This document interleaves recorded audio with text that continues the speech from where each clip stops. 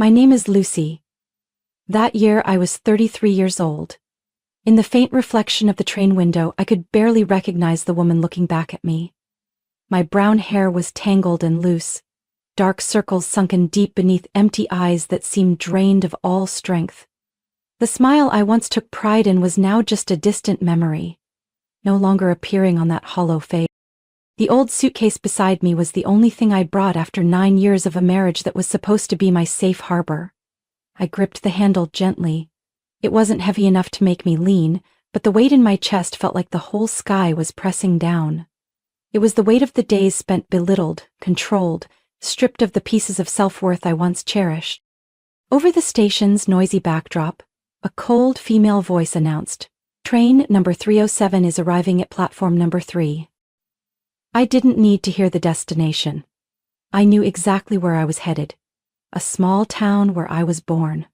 Where my mother, Evelyn, still waited for me in the wooden house by the old pine trees. My mind echoed with the last words of Dean. The man I once thought was everything. "Lucy, you'll never be strong enough to do anything on your own. You're only good at chasing silly dreams, and that's why I have to make all the decisions for you." He spoke in that calm tone, the kind outsiders might mistake for concern or care. But to me, every word was like an invisible chain tightening around my mind, making me believe I was helpless. I had swallowed my tears, suppressed my anger, told myself, let it go for the family. But that day, hearing him repeat those words with such smugness, something inside me broke, or maybe it was finally freed. I didn't argue, didn't cry, just turned away in silence. I walked into the bedroom, pulled out the suitcase I had packed months ago. Dean didn't follow. Maybe he thought I'd come back like every other time, sulking for a while before apologizing, or maybe he simply didn't care anymore. On the cold wooden bench at the station, I watched people rush by, families hand in hand, couples chatting happily, busy men with phones pressed to their ears, fingers flying over tablets. Everyone seemed to have a destination, a purpose. And me? I felt like a blank page, a notebook never written in.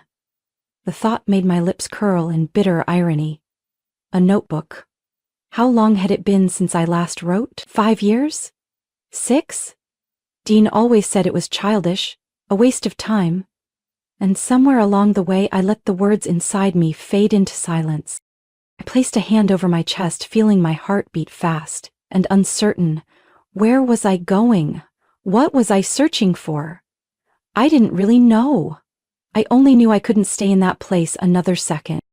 The train began to slow down, the screech of metal on metal cutting through me like a blade. I stood up, clutching the suitcase handle tight. This time, I didn't look back. "You'll be okay, Mom," I whispered to myself, clinging to the fragile hope that beyond these trains was the beginning of a different Lucy. The Lucy I once loved, once was proud of, before she was buried under words that froze her heart. I pulled the suitcase closer, sat back down on the bench, cold and damp with early morning dew. The train hadn't arrived yet. The station's pale yellow light spilled across the stained concrete floor, making the scene feel even lonelier. Suddenly a cold breeze swept through, making me shiver. I bent down to pick up the sandwich wrapper that had slipped from my hand when a man's voice spoke behind me, gentle and warm. "Let me help you." I turned. In front of me stood a man about my age, his slightly curly brown hair falling across his forehead, thin framed glasses catching the station lights. His eyes, for reasons I couldn't explain, softened something inside me, like hearing a familiar melody I couldn't name. "Thank you, but that's not necessary," I said quietly, my voice so unfamiliar even to me.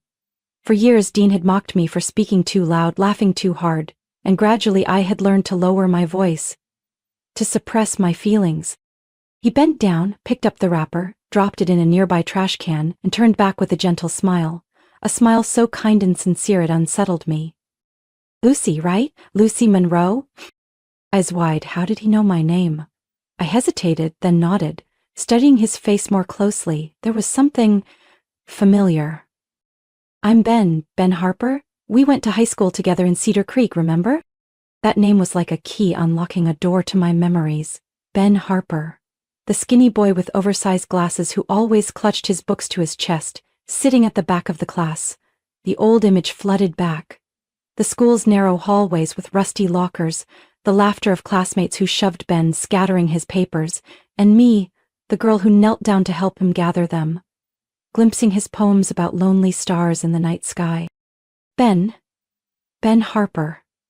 I repeated the name as if to remind myself this wasn't a dream. Of course I remember. You wrote poetry. Ben's eyes softened even more. And I remember. You wrote the most wonderful stories. Those notebooks of yours, covered with flowers and birds. I even remember how you drew borders around the pages.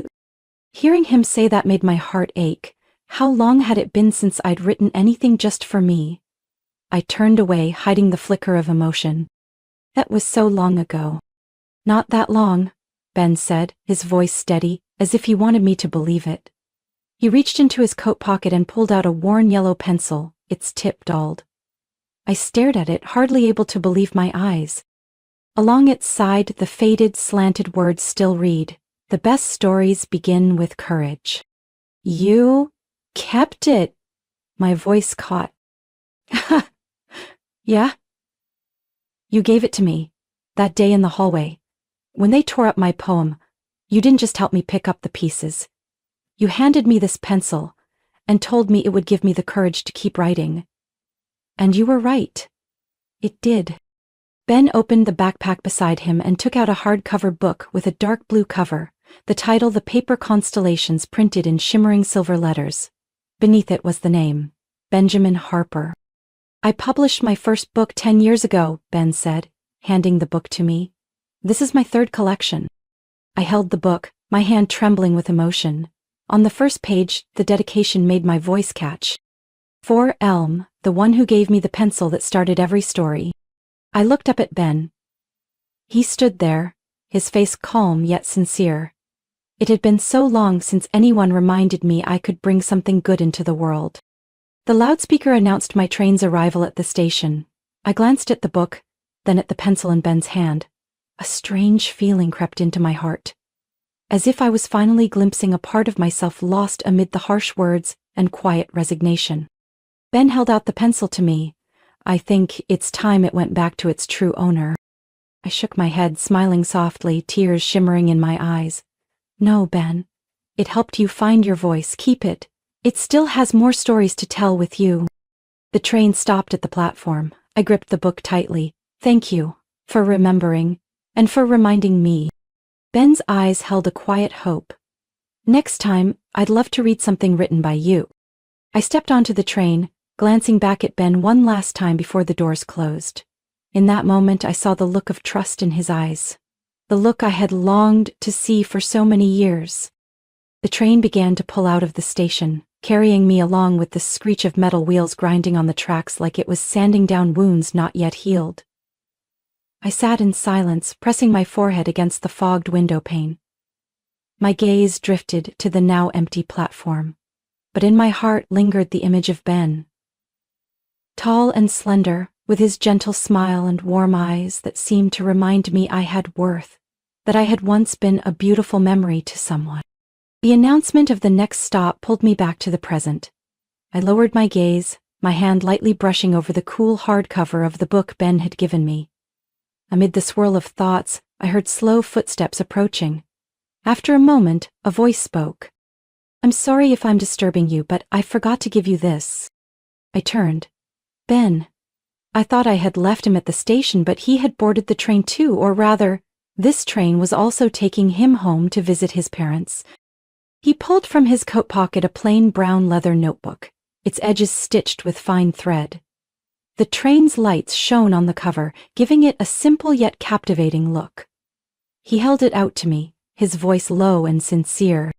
"This is a small gift, not because I feel I owe you anything, but because I believe you should start writing again." I stared at the notebook, my heart racing. How long had it been since I felt this, a chance given freely with no strings, no hidden motives? I took the notebook, my fingers tracing the soft leather cover, feeling as though every thread whispered an invitation to begin again. "Why do you think I should write again?" I asked, my voice rough with emotion. Ben tilted his head slightly, his eyes seeming to see through the tired shell I had worn for so long.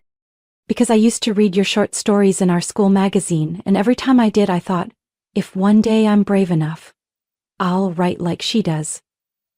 Someone who writes words like that never truly loses their inner voice, Lucy. It's just waiting to be heard again. I gripped the notebook, not daring to open it. Just looking at it made my heart ache. The pain of someone who had given up what they loved most because of doubt and years of denying themselves. Ben seemed to understand. He said nothing more, just smiled and gave me space for my thoughts. After a while he said gently, "If it feels right, when you're ready, write." The train glided past silver-dusted fields and dark rows of trees against the night sky. I sat still, my hand lightly brushing over the notebook, my heart heavy yet strangely relieved. The thought of writing again frightened me, but it also sparked a small flame that warmed the cold corners of my soul after so many years. With the station coming into view, Ben got to his feet, adjusting his backpack strap. He turned, his gaze kind but steady. "This is where I get off. Wishing you a beautiful journey, Lucy." I looked up at him, and a true smile found its way to my lips, unforced and long forgotten. "Thank you, Ben, for everything." He simply nodded, then stepped out of the train, disappearing into the mist of the small station platform. I sat there with the leather notebook in my hands, my heart stirring with a thought I hadn't dared to feel in so long. Maybe I wouldn't run from myself anymore. The train came to a stop in the small town I once called home. The night was deep, the sparse streetlights casting shadows down empty streets, the wind whispering through the bare trees. I rolled my suitcase along the rough road, each step carrying the weight of the years I was leaving behind. My mother's wooden house appeared around the bend, the same small porch with the bougainvillea vines now withered by winter, the same white-painted door with peeling edges from time. Warm yellow light spilled from the window, easing my heart.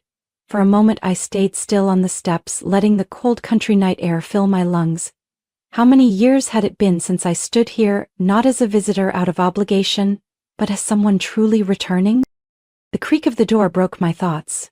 My mother, Eveline, stood there, her soft silver hair falling over her thin shoulders, her face still radiant with the warmth of a mother who always welcomed her child with all her love.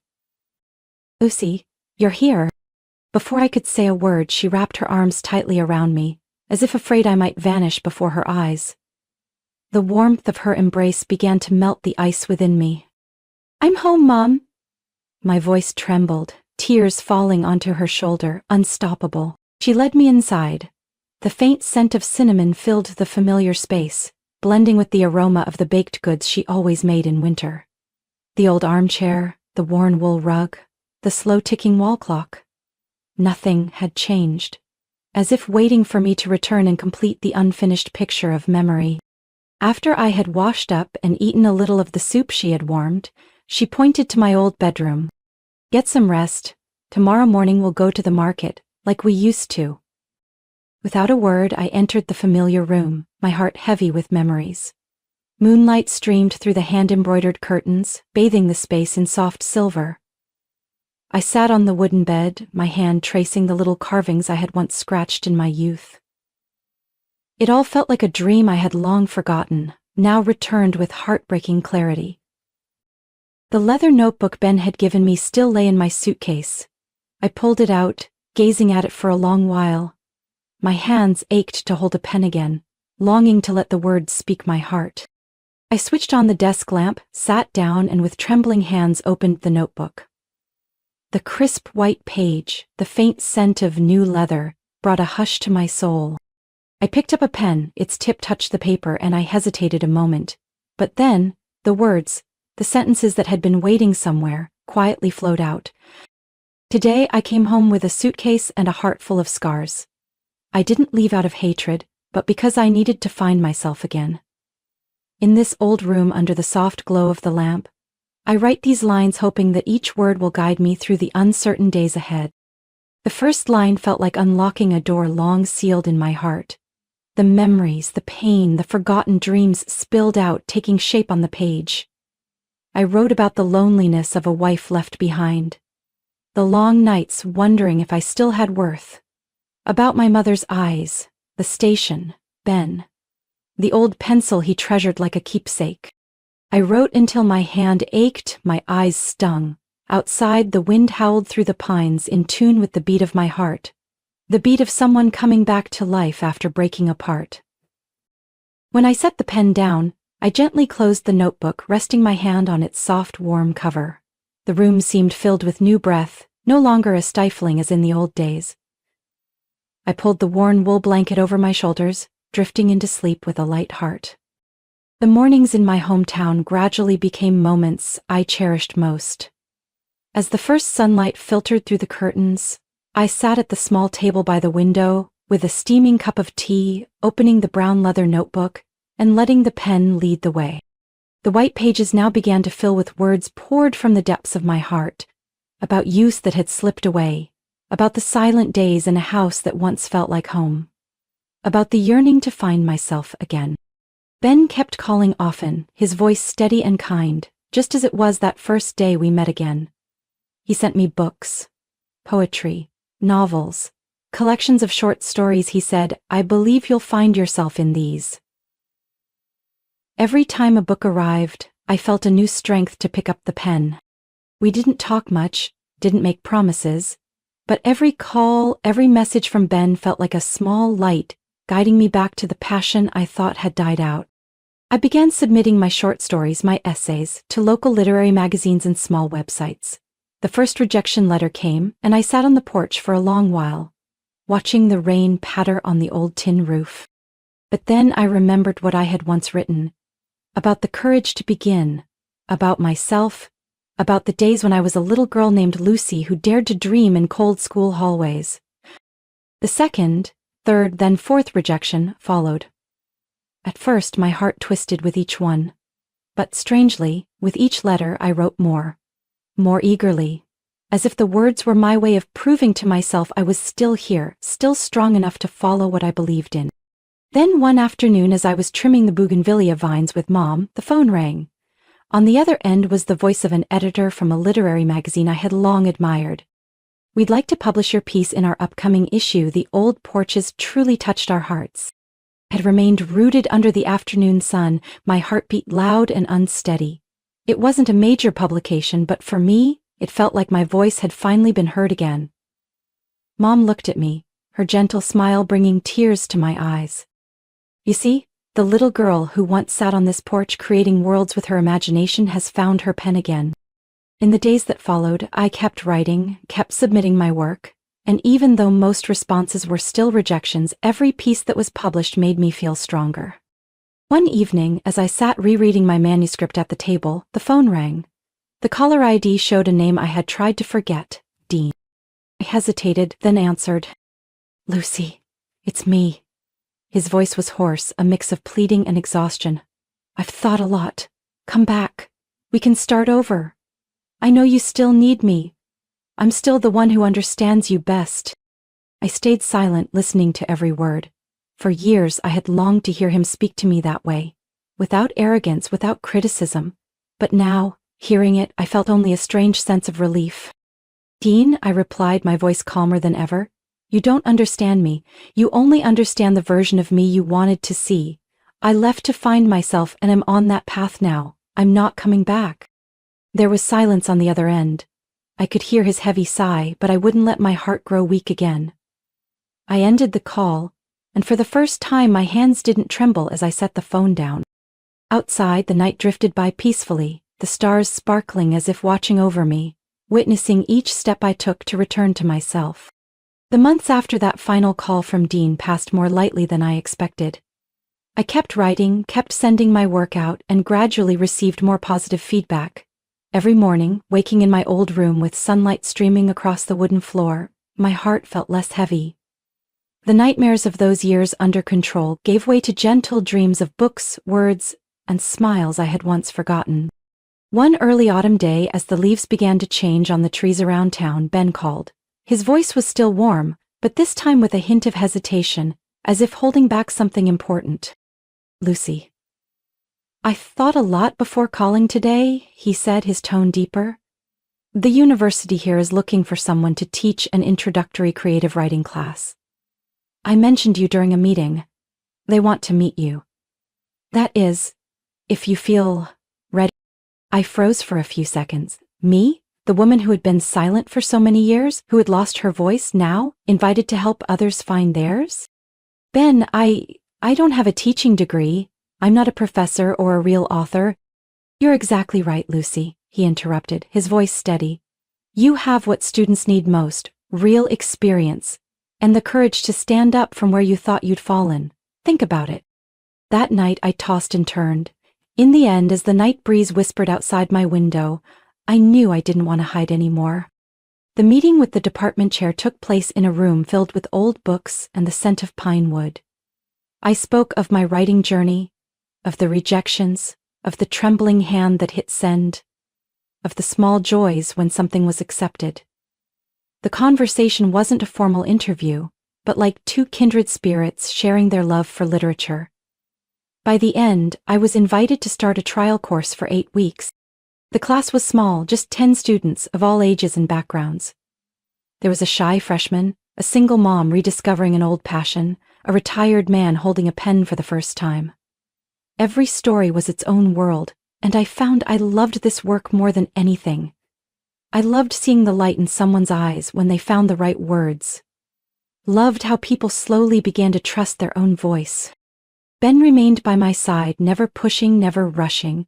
We met after class, sometimes at a small cafe by the lake, sometimes just walking beneath trees showering us with fallen leaves.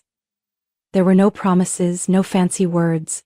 It was a grown-up love, built on respect and understanding, on scars that had healed but left their mark.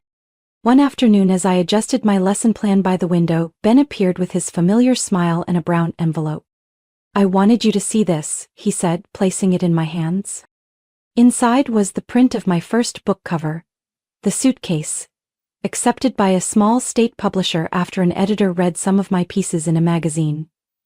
On the cover, my name, Lucy Monroe, appeared simple and dignified. Below, the image of an old suitcase, beneath a wide open sky. I stared at it, emotions welling up. If it weren't for you... He shook his head, his smile as gentle as that first afternoon we met again. No, Lucy, if it weren't for you, the one who dared to start over. That night, I sat alone at my desk, holding the cover print, tears falling before I realized. This wasn't just a book. It was proof of my journey back to myself, word by word, page by page. Outside, the rain fell softly. The scent of damp earth mixed with the old wood of my childhood home, and I felt an unexpected peace, ready to face whatever lay ahead. On the evening of the Suitcase book launch, Ben and I sat together in a small corner cafe. Outside, the drizzle sparkled under streetlights like streams of memory being washed clean, making way for something purer. The cafe was quiet, filled only with soft jazz and the aroma of freshly roasted coffee.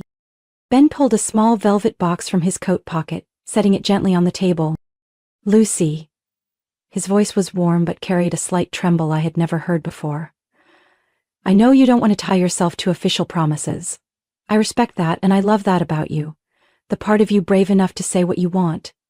But I still want to give you this, not to bind you, but so that whenever you see it, you'll remember I'm here beside you. I opened the box. Inside was a delicate silver chain with a small teardrop-shaped stone, clear as his eyes at that moment. Kind, patient, sincere. I looked at the necklace, looked at Ben, and smiled from the depth of my heart. Thank you for always understanding me so well. From that night, we continued our journey together, not bound by vows, but connected by understanding and shared strength. The days passed quietly and simply. Every morning, I sat by the window, writing new stories. Ben sometimes stopped by my class, offering students encouraging words or an interesting book. 2 years later, Sophia was born, bringing a happiness we had never known. Our little girl with big brown eyes and a smile that seemed to brighten the world. In the small house by the old pines, her laughter seemed to heal all old wounds in my heart. One autumn afternoon, as the sunlight faded beyond the wooden porch, I found Sophia sitting in the corner of my study, holding the old pencil Ben had kept as a treasure for so many years. The pencil was worn down to a small stub, but in her tiny hands it seemed to fit perfectly. "What are you doing, Sophia?" I asked, unable to hide the emotion in my voice at the sight before me. Sophia looked up, her eyes sparkling like early autumn stars. "I'm writing a story, Mama. A story about a princess with a magic pencil. The pencil helps her save a friend from a bad castle." I sat beside her, watching her scrawl uneven lines across the paper. I felt as if I were looking at myself as a child. Little Lucy with her hardback notebook, spinning tales with boundless imagination and dreams. Ben stepped in, quietly watching us. He came closer, gently resting a hand on my shoulder. "See, you pass that spark to her," he whispered. I squeezed his hand, my heart flooded with a feeling hard to describe.